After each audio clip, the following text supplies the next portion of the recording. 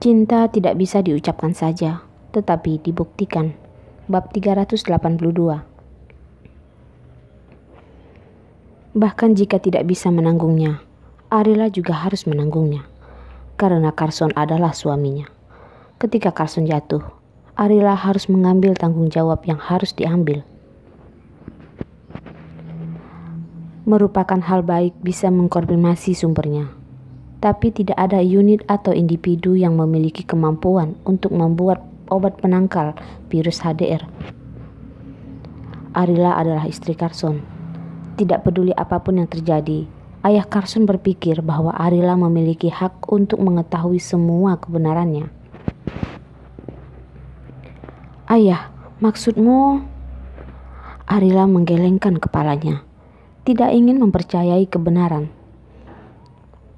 Tadi Carson benar-benar memberi reaksi padaku. Dia tidak akan kenapa-kenapa. Dia akan baik-baik saja. Ayah Carson lanjut berkata, Arila, aku mengatakan semua ini padamu, ingin agar kamu mengerti bahwa bukan hal yang mudah jika benar-benar ingin Carson bangun. Kamu harus mempersiapkan mentalmu. Arila mengangguk. Dengan sangat tegas berkata, Ayah, tidak peduli kapan dia bangun, aku akan menemaninya dan merawatnya. Perkataan Arila membuat ayah Carson mengangguk dengan lega dan berkata, Kamu tidak boleh terlalu lelah. Jika lelah, maka pergilah beristirahat. Jangan sampai ketika Carson sadar, tapi kamu yang ambruk. Arila dengan patuh mengangguk. Ayah, aku baik-baik saja, tapi kondisi tubuh ibu tidak baik. Lebih baik kamu menemaninya kembali ke Moon River. Biarkan dia beristirahat selama 1 malam, dan sekalian meminta tolong padamu untuk menjaga Rila kecil. Aku khawatir ketika dia bangun besok pagi dan tidak melihat ayahnya, maka dia pasti akan merasa sedih. Kondisi Carson tidak stabil. Arila tidak berani meninggalkan rumah sakit selangkah pun. Rila kecil diselamatkan setelah dibawa pergi itu sudah begitu lama. Arila masih belum melihat Rila kecil dan tidak tahu bagaimana kondisi Rila kecil. Ada Hansel di rumah yang merawat Rila kecil. Arila merasa tenang, tapi akan lebih baik jika ada kerabat yang menemani Rila kecil. Baiklah, aku akan menemaninya pulang untuk beristirahat. Ayah Carson secara fisik kuat. Dia bisa bertahan tidak tidur selama beberapa malam. Tapi kondisi tubuh ibu Carson tidak baik. Bergadang 1 malam saja mungkin butuh waktu beberapa hari untuk kembali normal. Kondisi putranya penting, tapi kondisi istrinya juga sama pentingnya. Ayah Carson memutuskan untuk mengantar istrinya kembali untuk beristirahat. Sekalian, mereka juga ingin melihat cucu kesayangan mereka yang tidak mereka lihat selama beberapa bulan. Tidak melihatnya selama beberapa bulan, sudah pasti sudah tumbuh lebih tinggi dan juga lebih lucu. Setelah ayah dan ibu Carson pergi, orang yang menjaga Carson hanya tersisa Arila seorang. Dalam sekejap, seakan seluruh dunia menjadi hening. Tidak ada keributan. Arila bisa duduk dan dengan tenang menemani Carson, berbicara dengannya, mengatakan apa yang ingin dikatakan, membicarakan hal mengenai mereka. Arila meraih tangan Carson dengan satu tangannya, menyentuh dahi Carson dengan tangan lainnya, bergumam berkata, Carson, aku benar-benar sangat menyukaimu hingga merasa jika meninggalkanmu, maka aku tidak akan bisa hidup seorang diri. Carson, kamu memintaku untuk merancang pakaian untuk kita sekeluarga. Aku sudah diam-diam selesai merancangnya, tinggal menunggu hasil jadinya. Kamu pernah mengatakan padaku, ingin memberiku pernikahan yang romantis. Aku terus menunggu, menunggu hari itu tiba, menunggumu memberitahu orang-orang di dunia, Arila adalah istri Carson. Kamu akan bersikap baik padaku seumur hidup.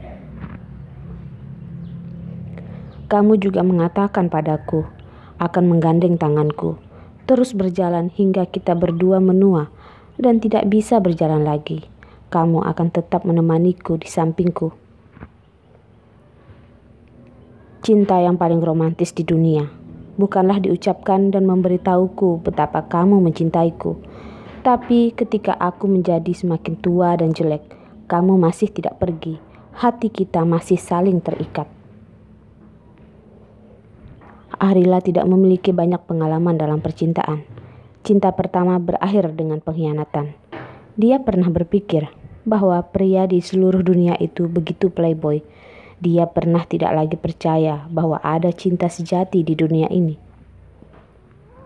Kemudian, dia bertemu Carson. Mereka bersama, tanpa adanya cinta. Tapi pernikahan mereka yang tanpa cinta ini malah perlahan-lahan dalam prosesnya membuat mereka menjadi satu. Tidak ada yang bisa saling meninggalkan satu sama lain. Carson tidak pernah mengatakan pada Arila, "Aku mencintaimu, aku menyukaimu," dan semacamnya.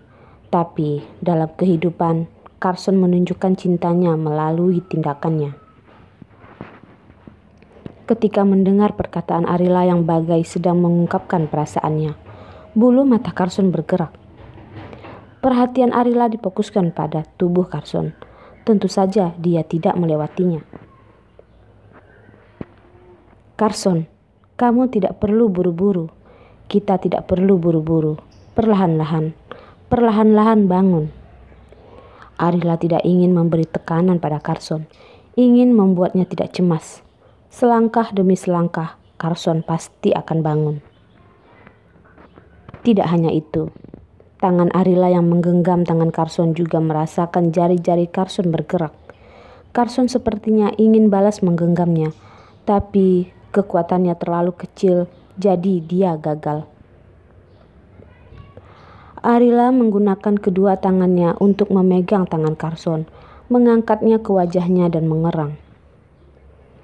"Carson, tidak masalah. Tidak masalah. Kita tidak perlu buru-buru."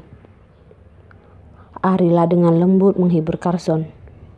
Ketika Carson mendengar suaranya, bibir tipis pucat namun masih seksi itu bergerak dan sedang menanggapinya. Melihat bibir Carson yang pucat, Arila membungkuk dan mendekatkan bibirnya, kemudian menciumnya dengan lembut. Arila menjilat bibir Carson dan mengisapnya beberapa kali seperti bayi yang sedang menyusu. Seolah-olah dengan cara seperti itu, bibir Carson akan lebih berwarna.